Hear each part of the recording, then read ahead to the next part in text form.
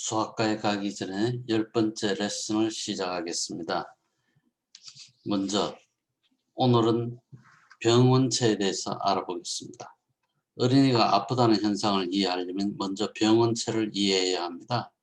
건강한 어린이를 감염시키는 병원체는 크게 두 가지이고 작게는 세 가지가 있을 수 있습니다. 크게 두 가지는 세균과 바이러스입니다. 물론 진균과 기생충도 감염을 일으키지만 훨씬 드물어서 일반적인 논의에는 포함시킬 필요가 없습니다. 세균과 바이러스의 차이점을 알아보면 언제 자녀를 집에서 돌봐도 좋을지, 언제 의사에게 데려가야 하는지, 어떻게 항생제를 써야 할지 말아야 할지 이해하는 데 도움이 됩니다. 항생제는 꼭 필요할 때에만 써야 합니다. 설사나 알레르기 반응도 원치 않는 부작용이 생길 수 있고 남용을 하게 되면 항생제 내성도 생길 수 있기 때문입니다. 항생제도 종류가 여러 가지입니다. 올바른 항생제를 선택하는 것은 신체의 어느 부위에 감염이 생겼는지 어떤 종류의 세균이 의심되는지에 달려 있습니다.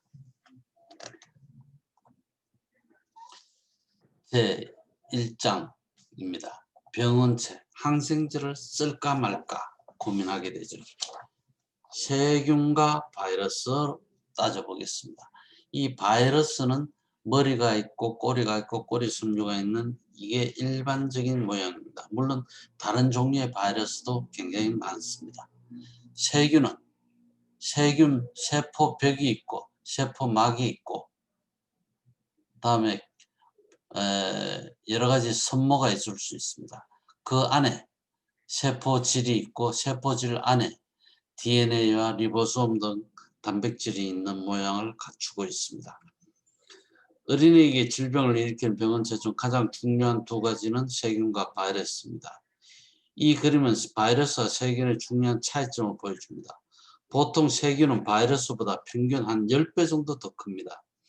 세균은 바이러스에 없는 세포 내 소기관과 기타 요소 등을 갖추고 있습니다. 항생제는 세균의 다양한 부위를 공격해서 효과를 나타내게 됩니다. 이 부위들은 바이러스에는 존재하지 않습니다. 즉 항생제는 세균에는 떴지만 바이러스에는 아무 소용이 없습니다.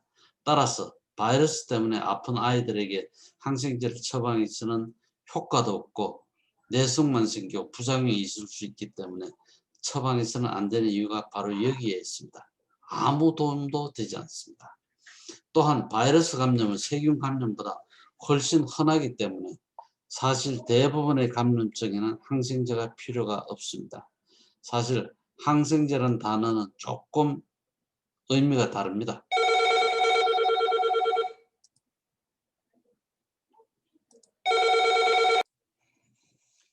질병을 일으키는 세균은 매우 다양합니다.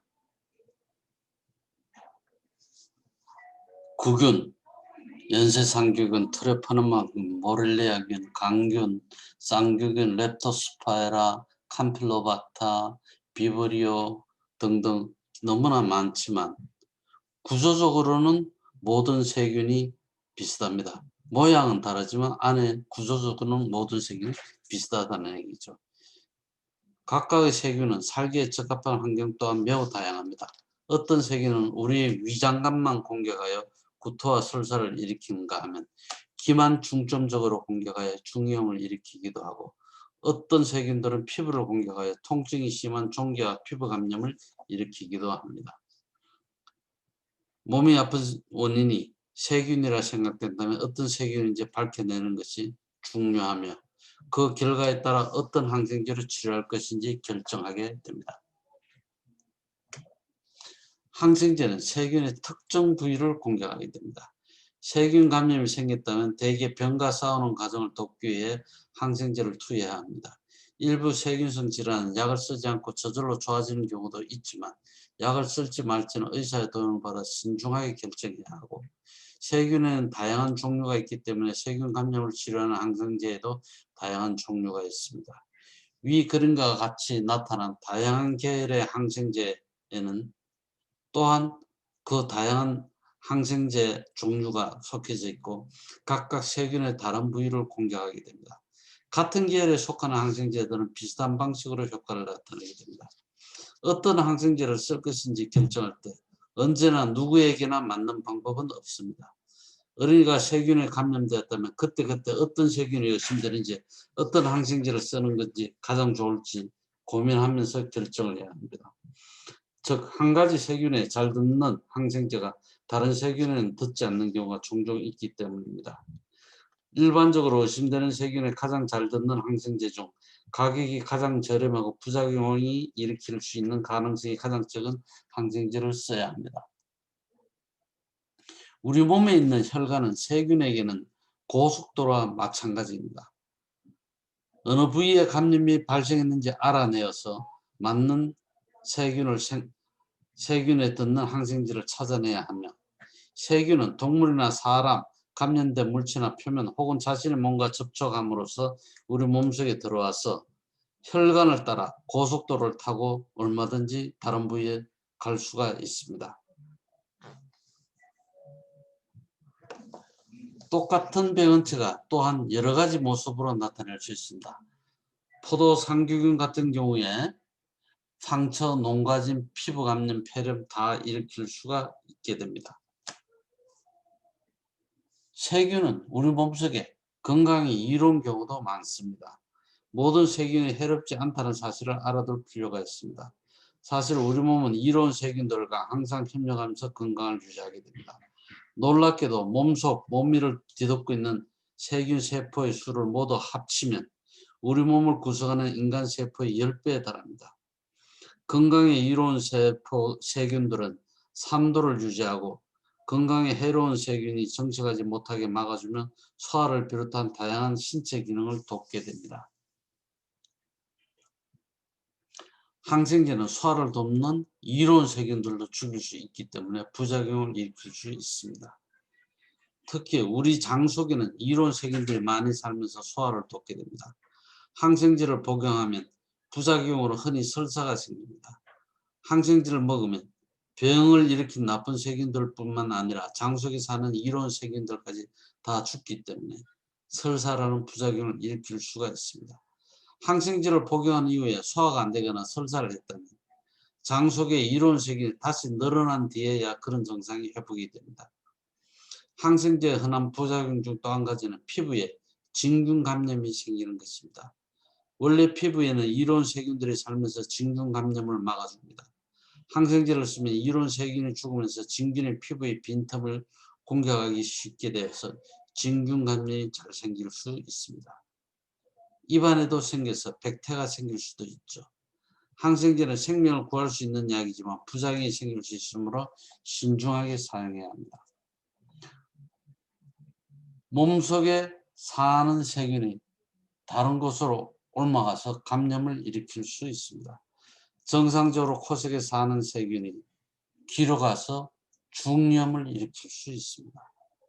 즉, 어떤 세균들은 우리 몸의 특정 부위에 자리 잡고 우리와 사이좋게 살아가다가 다른 부위로 옮겨가면 문제를 일으킬 수 있습니다. 대표적으로 중염이 있죠. 또 다른 예로 피부 감염이 있을 수 있습니다. 피부를 베이거나 끓이게 되면 피부 위에 살던 정상 세균들이 그 틈으로 들어가 피부 밑에서 정착하여 피부 감염이 생기게 됩니다. 항생제를 남용하면 항생제 내성이 생길 수 있습니다. 세균들 속에 아주 적은 내성균이 있는데 항생제를 투여하게 되면 대부분의 세균이 죽지만 내성균은 살아남아서 정식을 해서 내성균이 그 부위를 차지하게 되어서 문제를 일으키게 됩니다. 코 속에 사는 세균들을 생각해 보면 세균들 중 95%는 아목시실린이라는 항생제를 사용하면 죽지만 5%는 아목시실린의 내성이 있어서 살아난다고 가정해 보면 95%를 차지했던 내성이 없는 세균은 서서히 줄어들고 5%를 차지했던 내성균이 천천히 늘어나게 됩니다. 오랜 시간이 지나면 결국 코 속에는 아목시실린의 내성을 지닌 균만 남게 됩니다. 이렇게 코 속에 진을 치고 살던 항생제 내성균이 어느 날 몸속 다른 부위로 이사를 가서 감염을 일으키게 되면 아목시실린의 내성이 있기 때문에 치료하기가 훨씬 힘들게 됩니다. 따라서 더 강력한 항생제가 필요하고 또 더 강력한 항생제는 부작용이나 내성균을 만들게 됩니다. 항생제 내성균은 보통 한두 가지 항생제에 대해서 내성을 갖게 되는데 걱정스러운 거는 모든 항생제에 내성을 갖게 되는 세균이 점점 늘어난다는 것입니다. 이런 세균이 감염을 일으키면 마땅한 치료 방법이 없습니다. 지금 이 순간에도 새로운 항생제들이 개발되고 있지만 그 개발 속도는 내성균이 생기는 속도를 쫓아가지 못합니다. 항생제를 신중하게 사용하여 내성균이 생기지 않도록 막는 것이 모든 국가들과 모든 의사들이 협력해야 할 전 세계적인 보건 의료 문제입니다. 감사합니다.